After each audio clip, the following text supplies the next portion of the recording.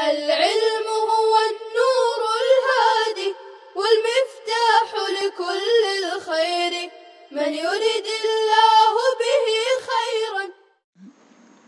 الحمد لله رب العالمين والصلاة والسلام على سيد الأنبياء والمرسلين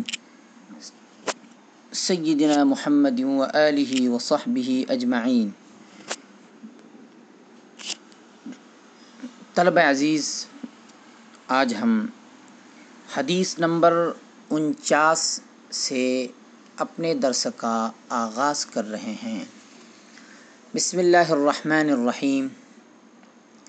وعن انس رضی اللہ تعالی عنہ قال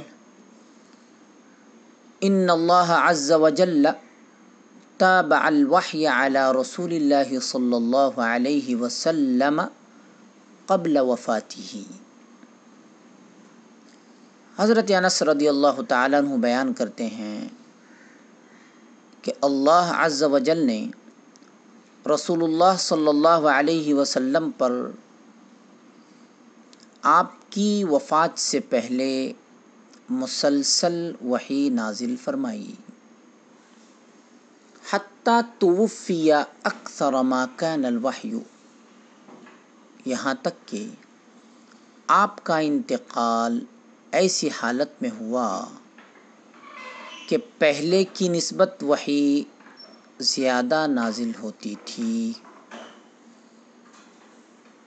تابع متابعۃ المصدر ہے، باب مفاعلت، معنی پیچھے چلنا. تابع بین الاعمال، یہ تعبیر استعمال کی جاتی ہے جب کہ کوئی کام مسلسل لگاتار کرے. حدیث پاک میں کہا گیا حتی توفی اکثر ما کان الوحی،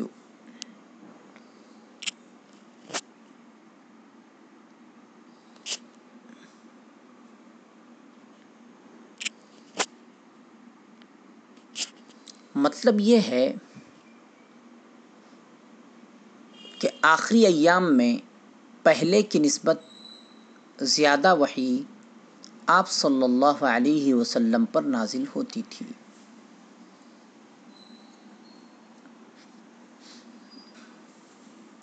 وجہ کیا ہے یا وجہ کیا تھی؟ بعض علماء رحمہم اللہ نے اس کی وجہ یہ بتائی ہے کہ آپ صلی اللہ علیہ وسلم کے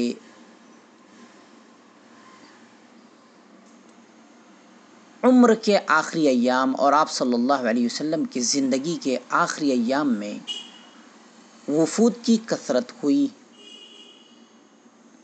اور کثرت سے لوگ اسلام میں داخل ہوئے، تو ان لوگوں کے کثرت سوال کی وجہ سے اللہ جل شانہ کی طرف سے زیادہ احکامات نازل ہوئے. یا رسول اللہ صلی اللہ علیہ وسلم کی زندگی کے آخری ایام میں اللہ جل شانہ کا قرب زیادہ حاصل ہوا، اس کی وجہ سے وحی میں کثرت ہوئی.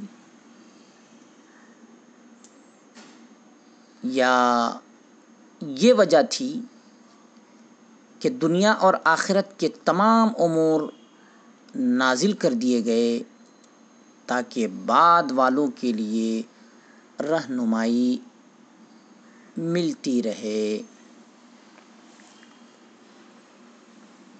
حدیث نمبر 50 کی عبارت خوانی کی جا رہی ہے.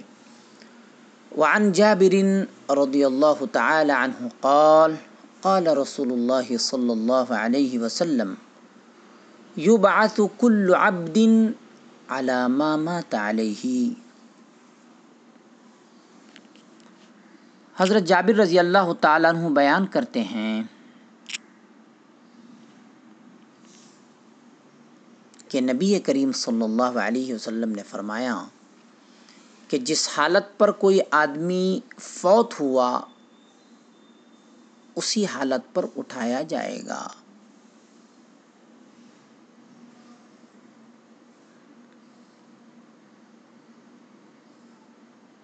اس حدیث کے ہم معنی ایک اور حدیث انما الاعمال بالخواتیم بھی ہے۔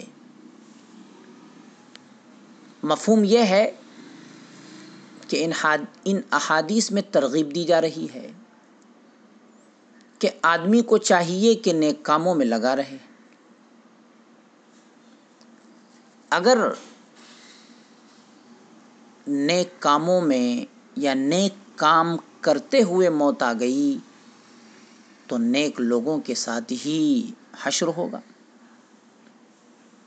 اس کے برعکس اگر وہ برے کاموں میں مشغول رہے تو برا کام کرتے ہوئے موت آئیں گی اور برے لوگوں کے ساتھ حشر ہوگا۔ خاص کر کے بڑھاپے اور بیماری میں نافرمانی سے زیادہ بچنا چاہیے کہ موت کا پتہ نہیں کہ کس وقت موت آ جائے۔ مصنف رحمہ اللہ نے اس باب کو یعنی باب الحث علی الازدیاد من الخیر کو یبعث کل عبد علی ما مات علیہ والی حدیث پر کیوں ختم فرمایا؟ مصنف رحمۃ اللہ علیہ چاہتے تو اس حدیث پاک کو باب کے شروع میں بھی ذکر کرتے، لیکن باب کے آخر میں اس حدیث پاک کو کیوں ذکر فرمایا؟ حدیث پاک کو باب کے آخر میں ذکر کر کے یہ ترغیب دینی مقصود ہے کہ اگر یہ آخری حدیث کو سامنے رکھا جائے تو آدمی کا حسن خاتمہ ہونا آسان ہو جائے گا۔ نسأل اللہ تعالی ان یرزقنا حسن الخاتمہ، آمین یا رب العالمین۔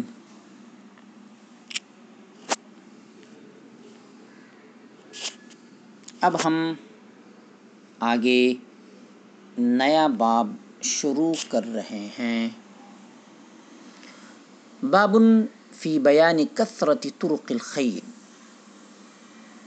نیک اعمال کے راستوں کے زیادہ ہونے میں، نیک اعمال کے راستوں کے زیادہ ہونے کا بیان۔ قال اللہ تعالی وما تفعلوا من خیر فإن اللہ بہ علیم۔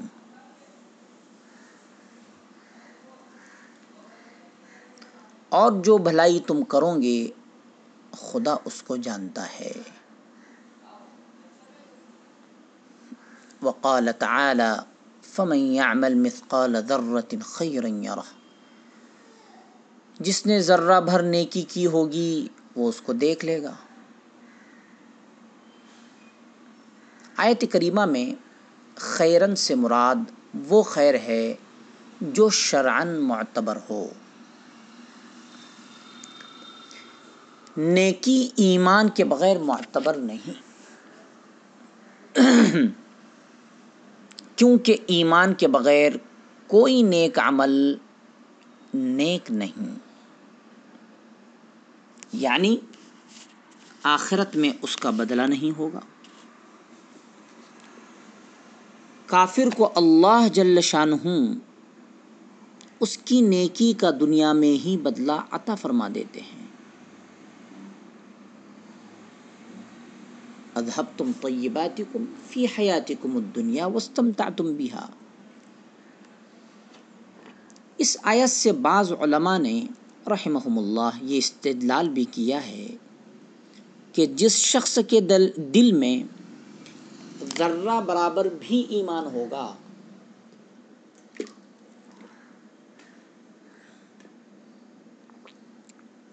وہ بالآخر جنت میں ضرور داخل ہوگا، کیونکہ صرف ایمان یہ صرف نیکی نہیں بلکہ بہت بڑی نیکی ہے۔ ایمان صرف نیکی ہی نہیں بلکہ بہت بڑی نیکی ہے۔ اس لیے وہ اگر ہمیشہ جہنم میں رہے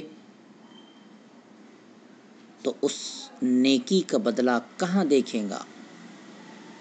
اس لیے اس کو جہنم سے نکالا جائے گا، اور جب ایک مرتبہ جنت میں داخل ہوگا تو پھر وہاں سے نہیں نکالا جائے گا۔ وقال تعالی من عمل صالحا فلنفسه، ارشاد خداوندی ہے جو نیک عمل کرے گا تو وہ اپنے لیے کرے گا۔ اس آیت میں ایمان والوں کو ترغیب دی جا رہی ہے کہ جتنے نیک اعمال بھی تم کرو گے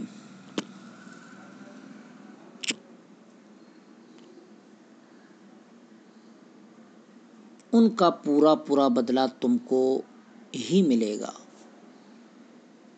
تمہارے نیک اعمال سے اللہ جل شانہ کی ملکیت میں کوئی اضافہ نہیں ہوگا۔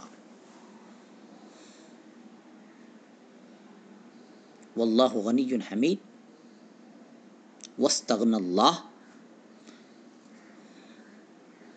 اللہ بے نیاز ہے، ہماری نیکیوں سے اللہ کی شان عظمت میں ذرہ برابر اضافہ نہیں ہوگا۔ اگر تم کوئی گناہ کرو تو اس سے بھی اللہ جل شانہ کی ملکیت میں کوئی فرق نہیں پڑتا۔ جو کچھ بھی تم کرو گے تم اپنے ہی فائدے اور نقصان کے لیے کرو گے۔ اس لیے سمجھداری یہ ہے کہ خوب نیک اعمال کیے جاؤ تاکہ ان کا بدلہ خوب ملے۔ بدلہ دینے میں اللہ کوئی کمی نہیں فرماتے، ایک کا بدلہ 10 کے ساتھ، اور پھر واللہ یضاعف لمن یشاء، جس کے لیے اللہ جتنا چاہے بڑھا دیتے ہیں۔ صلی اللہ تعالی علی خیر خلقہ سیدنا محمد وآلہ وصحبہ اجمعین برحمتک یا ارحم الراحمین۔